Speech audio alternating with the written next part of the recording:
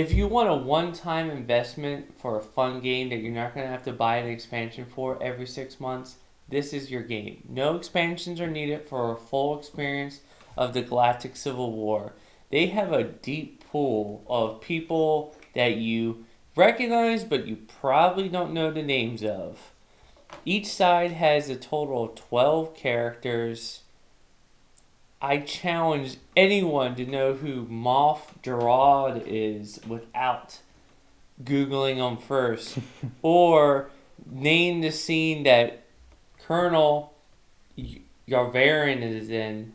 I guess he's technically in the Rebels. There's a little bit of a clue. Oh, wait, wasn't he in the first Star Wars movie when I think he was in that scene where Vader force choked that guy who Yeah, was he I was. I find your lack of faith disturbing. He wasn't the one that got choked, but he was in that room. So you're adequately a nerd, you know. But Woo!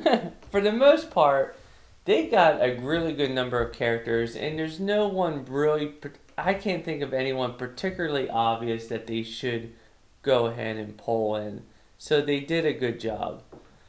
The only expansions I could see being needed for this game are different time periods. The prequels would require all new game pieces, and you could recreate the Clone Wars on this board. Many of the planets that are shown on this board were first introduced in the prequels, like Naboo, Mustafar, Well, Mandalore, if you count the TV show. yeah, in the Clone Oh, Wars. and there's in Geonosis. It hasn't been genocide yet. Well, yeah, I guess technically since there's a population there. But for the most part, this board could play as a galactic map for any time frame of Star Wars. So the Clone Wars would actually be a great mechanism for this game, and you wouldn't have the eye rolling dialogue of the attempted romance during it. Instead of a rebel base, there would probably be a separatist council and a military leader that would both need to be killed or captured in order to end the game, while the separatists would try to break the population's morale by prolonging the war.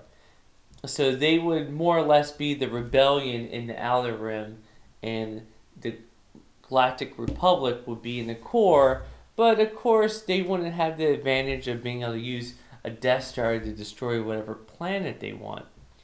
This time, both sides will probably have objectives, those that increase morale and those that it all kind of depends on how it was set up. Maybe they both have their own counter of what the morale is for their war, but I'll let that for the game testers to decide. But for the most part, I could kind of see the separatists having a military leader and a council, which was essentially Dooku, and then all the trade guilding that all the different guilds and associations that were killed on Mustafar. Those were really the two important wings of the rebellion, rather than just the rebel base as there was for the Galactic Civil War. The next possible expansion would be for the latest trilogy of episodes 7, 8, and 9. But the game would benefit the most by waiting for this trilogy to finish first. Right now, there just isn't enough characters, ships, or vehicles to make a full expansion. But once that trilogy is over, I could see it being a great addition. Unfortunately, there's no Jakku. There's no Jakku on this planet. If Jakku was on this planet, they definitely would have future-proofed it. But that's the easy enough fix of just having another sleeve that you go ahead and include in the expansion. But for the most part, I think the game is perfectly fine on the Galactic Civil War front as it is.